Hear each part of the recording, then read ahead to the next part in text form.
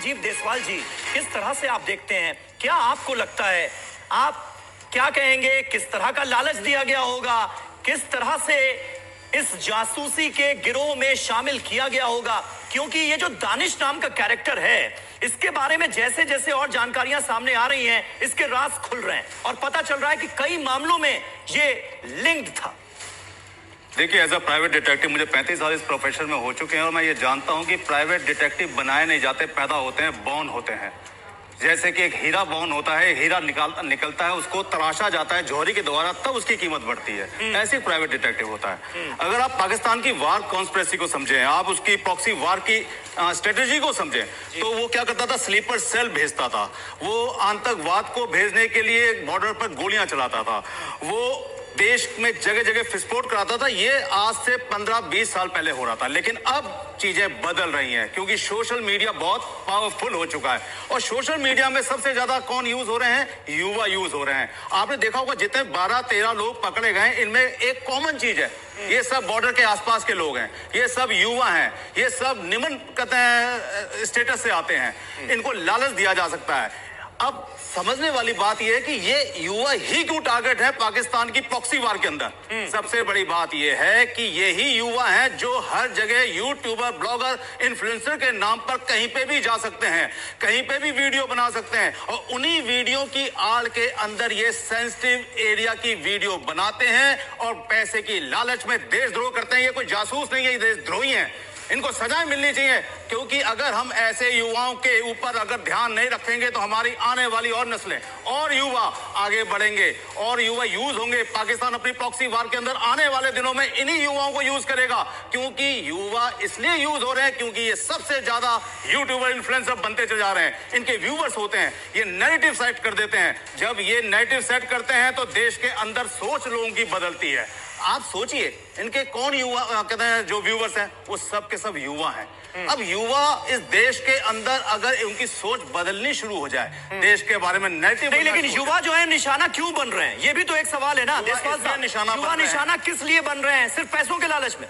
पैसे का लालच हो सकता है, व्यूवर्स का लालच हो सकता है, यूट्यूब में जाके ज्यादा से ज्यादा व्यू बनाने हो, पैसे का फाइनेंस। देखिए निम्न, मैंने आपको कहा ना कि बहुत लोअर मिडिल क्लास से लोग आते हैं। अब लोअर मिडिल क्लास से आने वाले को 3 चीजें चाहिए।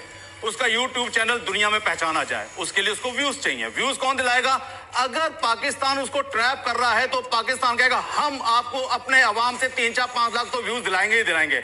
अब व्यूज जब बढ़ते हैं तो किसी को ये नहीं पता वो व्यूवर्स कौन है, पाकिस्तान के, अमेरिका के, इंडिया के, कहां के हैं, किसी को पता नहीं। लेकिन व्यूवर्स के नंबर्स दिख रहे हैं, जैसे 3,80,000 इसके व्यूवर्स दिख रहे थे। ठीक। नंबर 2, फाइनेंस सपोर्ट जब किसी को, गरीब को मिलेगा तो वो अगर देश को बेच रहा है, ये उसकी अपनी सोच है, उसकी अपनी घटिया सोच है कि देश को बेच रहा है एक छोटे से पैसे के लालच के लिए। अगर आप ज्योति मल्होत्रा को देखें तो ज्योति मल्होत्रा एक निम्न परिवार से आती है, लेकिन जब वो बाहर जाती है तो कितनी लिवाइश लाइफ को जीती है, कितने स्टाइल से जीती है, 5 स्टार होटल में जीती है। और उसके जो एक्सपेंसेस हैं, वो एक्सपेंसेस YouTube की कमाई से नहीं मैच होते हैं। उनको इतना समझ में नहीं आता है कितनी आसानी से वो स्पाई है। वो स्पाई कहां से है जिसको ये नहीं पता कि ट्रांजैक्शन 2 मिनट में पकड़ी जा सकती है। वो दानिश के पास जा रही है, दानिश का फोटो खिंचा रही है, उसको यूट्यूब पे डाल रही है।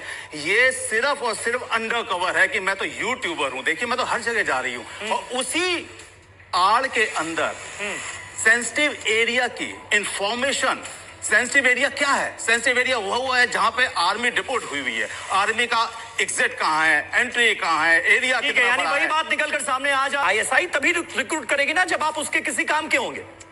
समीर जी, आपके जवाब देने से पहले मैं आपके युवाओं से कहूंगा, आपके प्लेटफॉर्म से, कि पाकिस्तान का कोड है +92।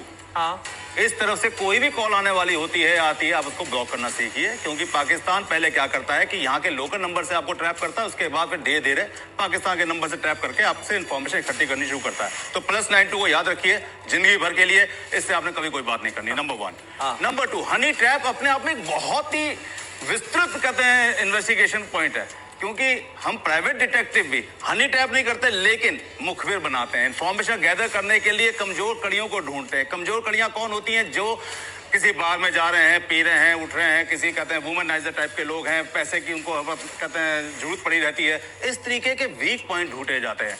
लेकिन जब हम पाकिस्तान की बात करते हैं और पाकिस्तान के हनी ट्रैप की बात करते हैं, तो पाकिस्तान सबसे पहले हनी ट्रैप करने के लिए वीक पॉइंट ढूंढ लेता है, मोटिव पे कभी नहीं आता है। मोटिव पे तब आता है जब वो देखता है कि सामने वाला पूरा फंस चुका है, तो फिर उससे एक डिमांड की जाती है हैवी अमाउंट की। अभी भी अपना मोटिव नहीं किया पाकिस्तान ने, क्योंकि पाकिस्तान अगर अपना मोटिव लाएगा तो हो सकता है कि वो हनी ट्रैप जिसका हुआ वो पुलिस के पास चले जाए, एनआईए के पास या किसी भी एजेंसी के पास चले जाए। तो ऐसे में अपना मोटिव ना बता के उसे एक हैवी अमाउंट की डिमांड की जाती है। हैवी अमाउंट देने में असमर्थ व्यक्ति से ये कहा जाता है कि यार मेरे को कम से कम फिर ये इन्फॉर्मेशन ही ला दो, मेरे को वहां के फोटोग्राफ ला दो, मेरे को वहां की वीडियो ला दो। अब सामने वाला हनी ट्रैप में जो आदमी फंसा होता है वो ये सोचता है कि हो सकता है मैं 1 करोड़ 2 करोड़ कहां से दूं, छोटी सी एक इन्फॉर्मेशन तो मांगी गई है। वो छोटी सी इन्फॉर्मेशन कितनी सेंसिटिव है वो नहीं समझ पाता जो हनी ट्रैप में फंसा है, और जब वो दे देता है तो फिर वो एक तरीके से सिलसिला शुरू हो जाता है। और वही व्यक्ति जो हनी ट्रैप में पैसे की डिमांड की वजह से इंफॉर्मेशन दे रहा था, वो कंटिन्यूटी में इंफॉर्मेशन देता रहता है। और पुलिस, एनआईए एजेंसीज, इनकी रडार में ऐसे व्यक्ति हमेशा रहते हैं, क्योंकि ये कहीं ना कहीं किसी पाकिस्तानी व्यक्ति से या पाकिस्तानी नंबर से, कहीं ना कहीं किसी सोशल मीडिया अकाउंट से कंफर्म कनेक्शन में रहते हैं। तो पुलिस इनके ऊपर नजर रखती है, एजेंसी इनके ऊपर नजर रखती है। लेकिन जैसे अब कंटिन्यू 12-13 लोग पकड़े जा रहे हैं, सुन के देशपाल साहब 12-13 लोग जैसे पकड़े जा रहे हैं। एक मिनट समीर, एक मिनट, क्या करना चाह रहे हैं जल्दी से सर? 12-13 जो लोग पकड़े गए आपने देखा होगा, 12-13 लोग जो देशपाल साहब एक मिनट। लालच में भी जासूसी का काम करने लगते हैं लोग, विचारधारा से प्रभावित होकर भी जासूसी की जाती है।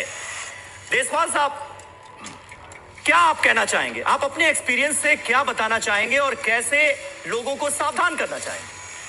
देखिए, 2 तरह के डिटेक्टिव्स होते हैं जी। एक डिटेक्टिव्स वो होते हैं जो अपने देश में अपने लोगों के लिए काम करते हैं, जैसे कि हम लोग प्राइवेट डिटेक्टिव्स हैं। एक वो डिटेक्टिव्स होते हैं जो सिर्फ और सिर्फ दूसरे देश के लिए अपने देश में रहते हुए दूसरे कहते हैं लोग दूसरा काम करते हुए इंफॉर्मेशन गैदर करते हैं।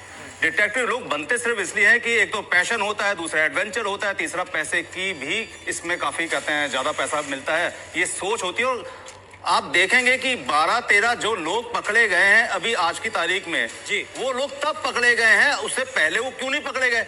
क्योंकि वो रडार पे तो थे।